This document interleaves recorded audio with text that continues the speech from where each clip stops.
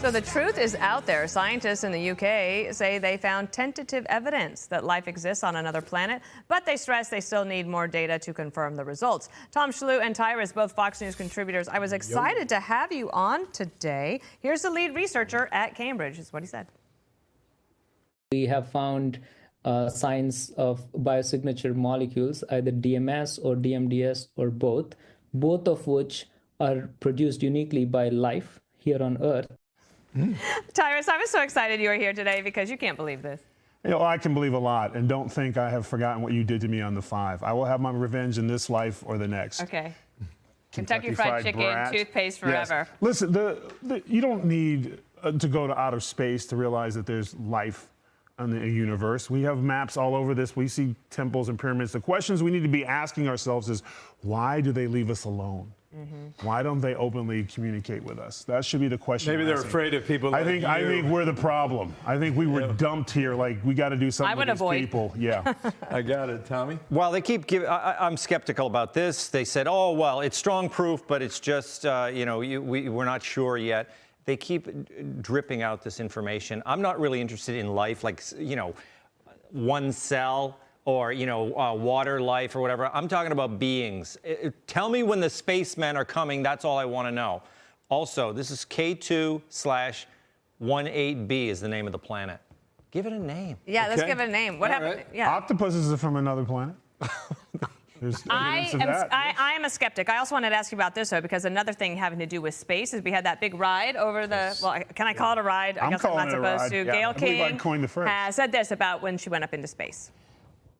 I don't like that people are calling it a ride. A ride, you never see a male astronaut who's going up in space and they said, oh, he took a ride.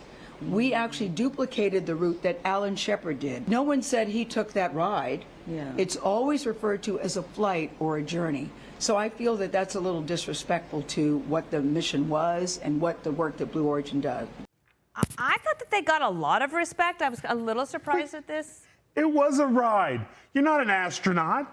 She said she was the mission. You went up and you came down. That's what it is. It's a ride. It's a ride. And she's like mankind, mission, and astronauts. You're not an astronaut. You didn't do anything astronaut-like. How dare they say mankind? Yeah. Alan Shepard did this 64 years ago. 10 years ago, we were using Blackberries. Yeah. All right. I mean, things change. Also, have you ever done those rides? I went to Disney World and they have the mission to Mars. I think it might be harder than what they did because they simulate the G-force of going to Mars by spinning you around really, really fast. You don't have to spin around in there. You just go straight up. Yeah. I think my ride was harder. They were taking selfies.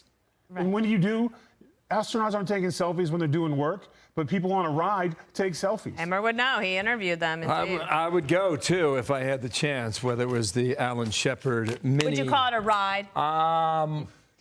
Probably with a capital R. Okay. Guys, quickly, guys are parents. Here we go. On spring break, have fun in spring break. I'll be right next door, kids. That's what the headline says.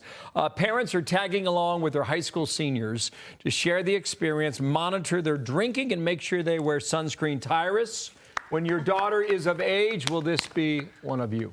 No, she will be doing spring break. She'll be busy working diligently on her future. No, this is great. I'm glad parents are doing this. They should be doing a little morality back in this country, a little stability, a little common sense. Don't let those hooligans run wild.